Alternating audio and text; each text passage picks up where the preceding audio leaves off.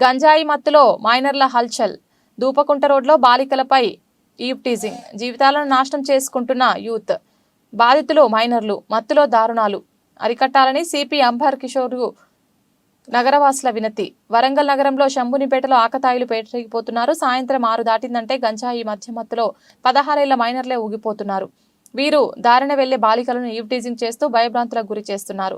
అర్ధరాత్రి వరకు ఆకతాయిల బ్యాచ్గా ఏర్పడి శంభూన్పేట టీఆర్టీ లేబర్ కాలనీలో శివనగర్ కిర్మాజిపేట వీధుల్లో సంచరిస్తూ బెదిరింపులకు తెగపడుతున్నారని స్థానికులు వాపోతున్నారు.